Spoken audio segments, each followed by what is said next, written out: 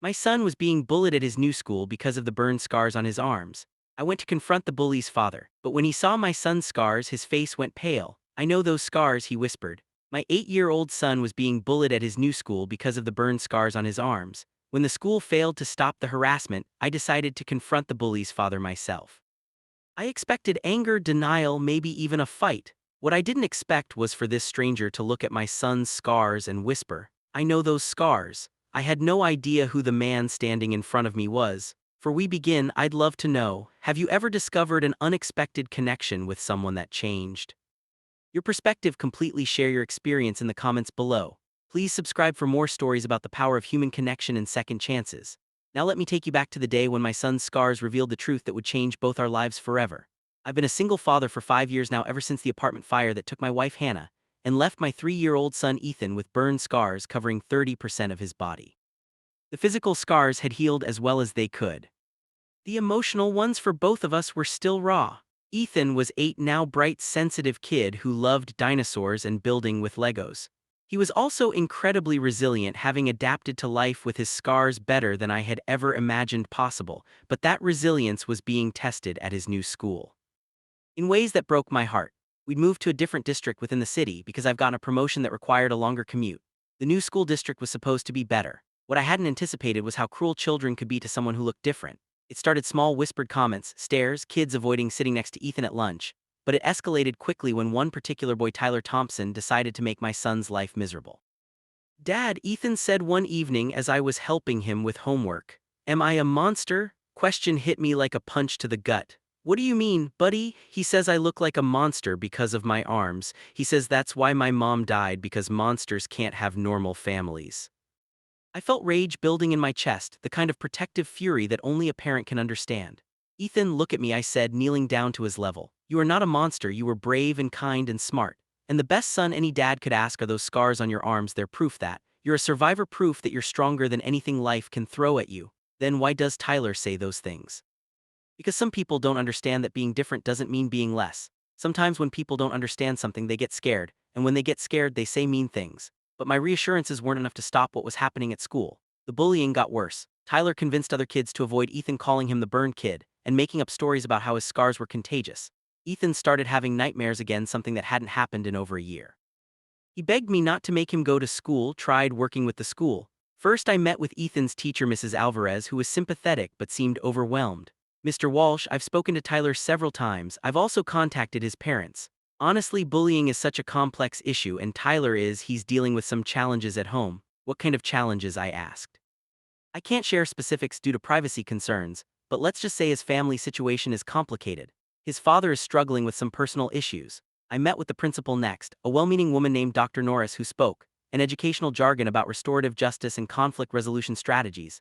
"We are implementing a comprehensive anti-bullying program." She assured me Tyler will be participating in peer mediation sessions, and we're going to have a school-wide assembly about acceptance and inclusion. But weeks passed and nothing changed. If anything, Tyler seemed emboldened by the lack of real consequences. The final straw came when Ethan came home with his favorite dinosaur t-shirt torn. Tyler grabbed during recess. Ethan explained, trying not to cry. He said monsters don't deserve nice things that night. After Ethan was asleep, I made a decision. The school wasn't protecting my son, so I would handle this myself. I was going to pay Tyler Thompson's family a visit. I found their address in the school directory when drove over on the Saturday morning. The house was in a modest neighborhood, a small ranch-style home with an overgrown yard and peeling paint. There was a pickup truck in the driveway and a motorcycle covered by a tarp in the garage. I knocked on the front door, my heart pounding with a mixture of anger and determination. I had rehearsed what I was going to say. How was going to explain that their son was tormenting mind, how they needed to take responsibility and put a stop to it. The door opened, and I found myself face to face with a man who looked to be in his early 40s.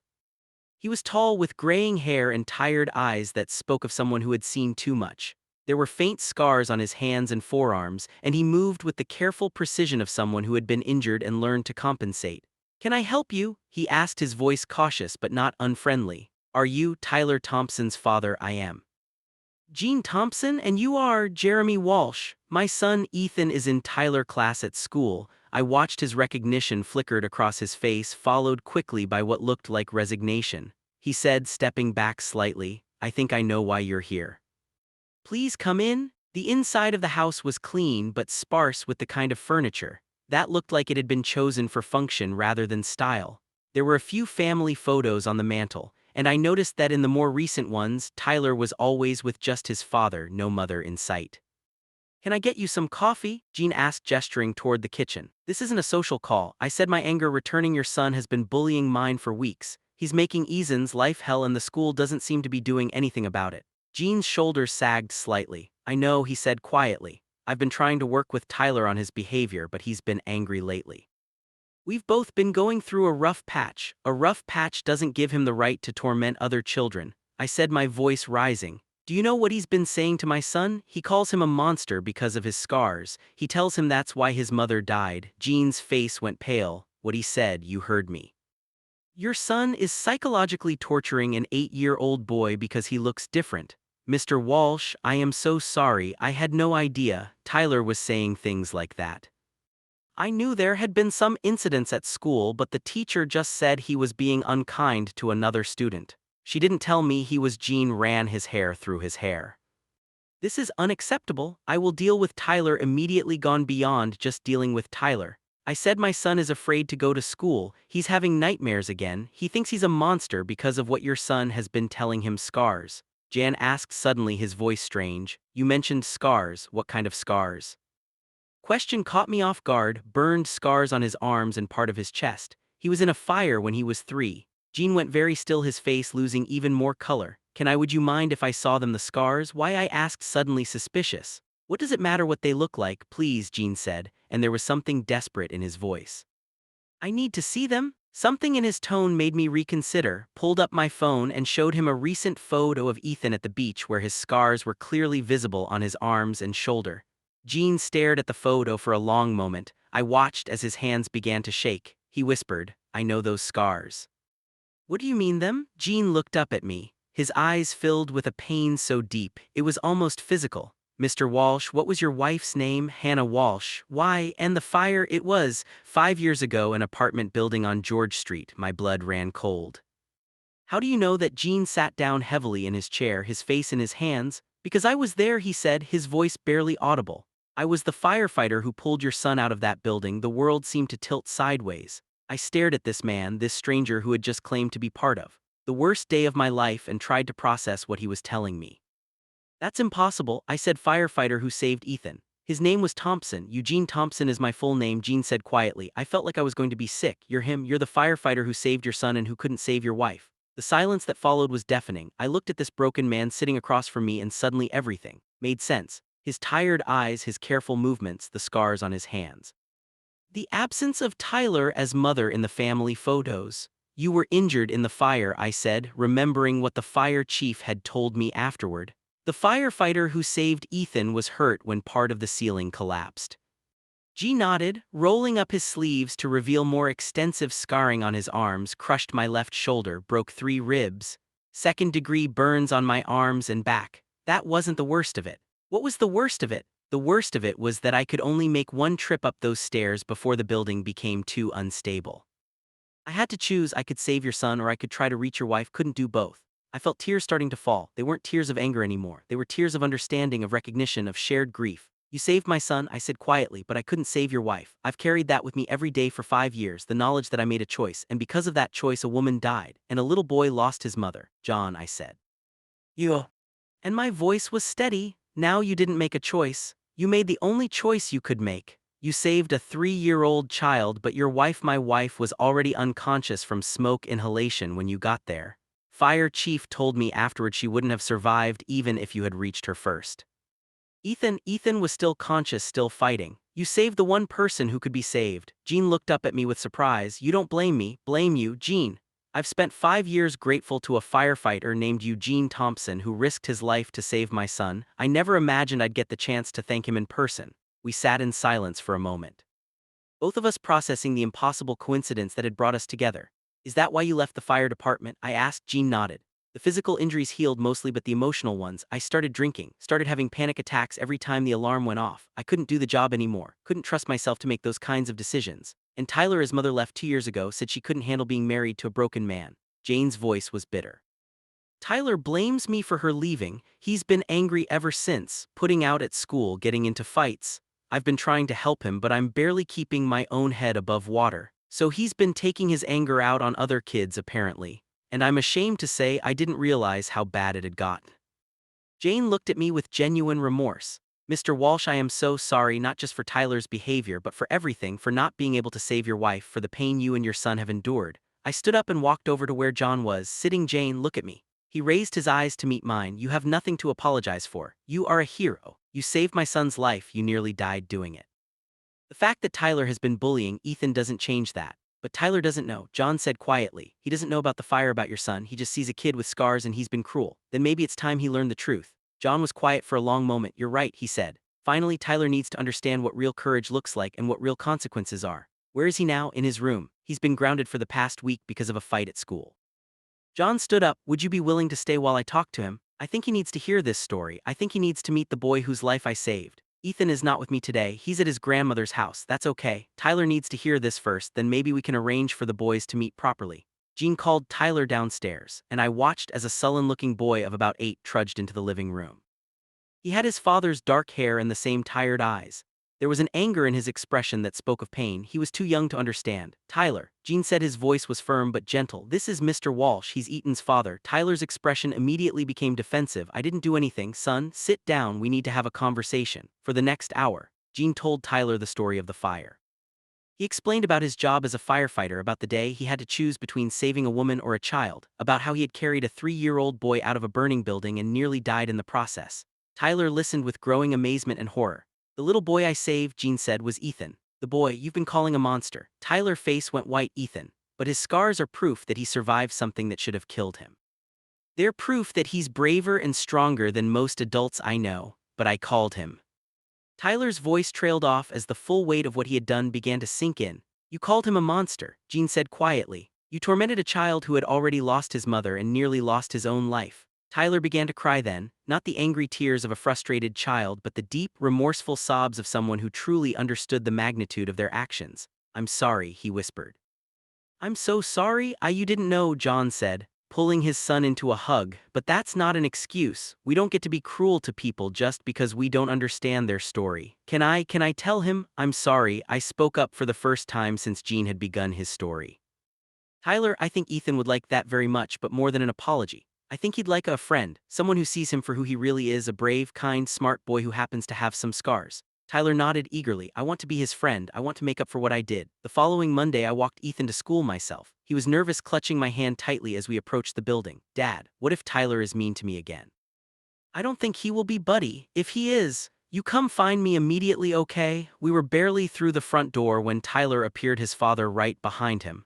Jean and I had arranged this meeting, but Ethan didn't know what to expect. Tyler walked up to Ethan, his face serious but kind.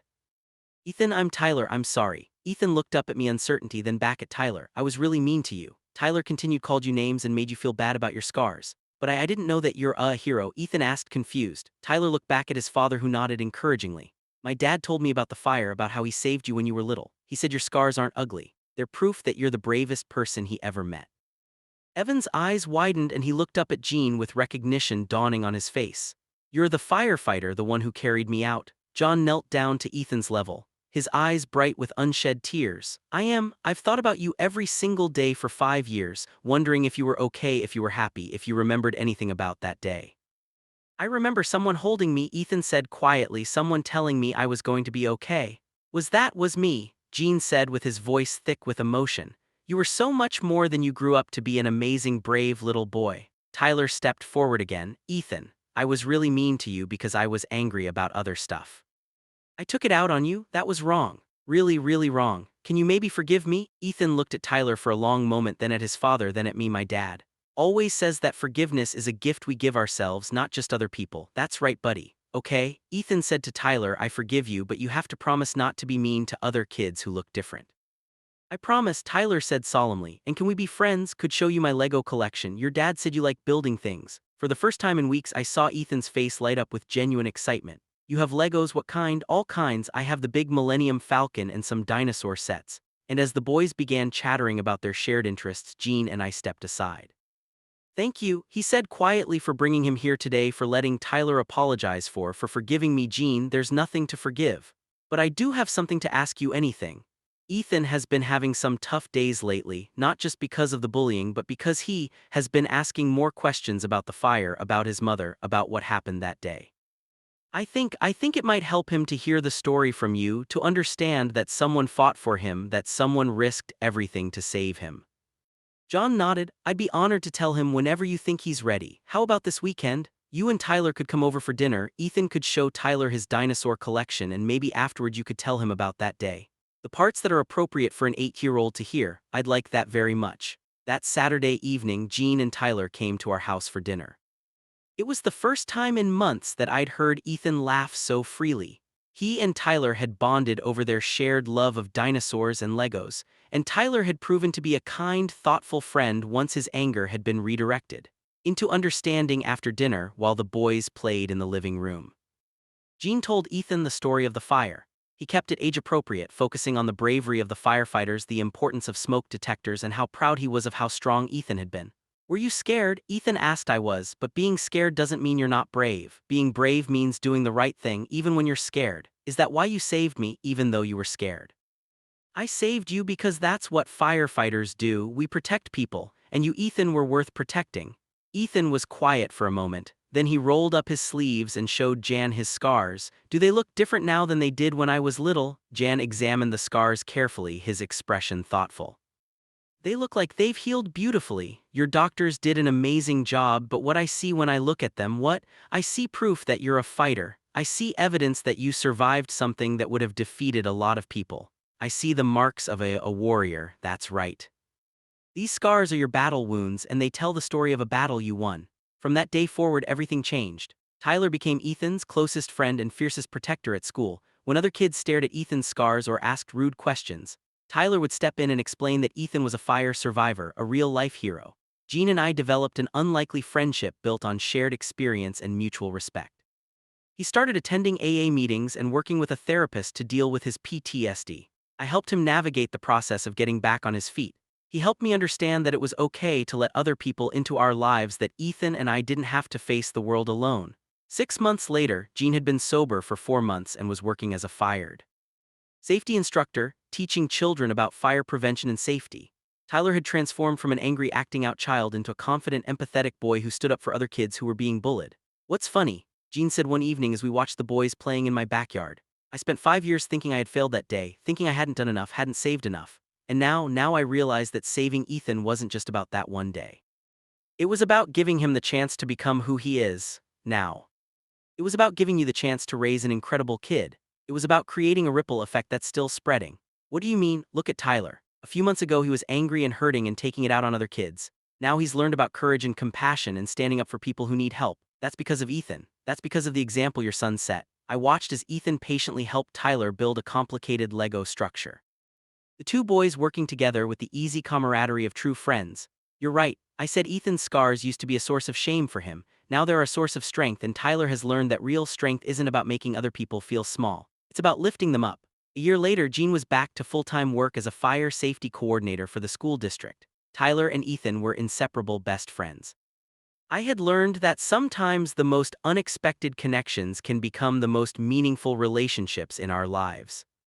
The scars that had once made my son a target for bullying had become the bridge that connected our family to people who understood our journey in ways no one else could. Jean had saved Ethan's life in that fire 5 years ago, but in many ways Ethan had saved Jean's life too, by giving him a chance to see that his actions that day had mattered. The choice he'd made had been the right one, that he was still the hero he'd always been. Sometimes I think about how different our lives would have been if I hadn't decided to confront Tyler's father that day, if I had just accepted the school's inadequate response to the bullying, if I had transferred Ethan to yet another school, if I had let anger and frustration drive my decisions instead of love and determination. But I'm grateful every day that I made the choice to fight for my son.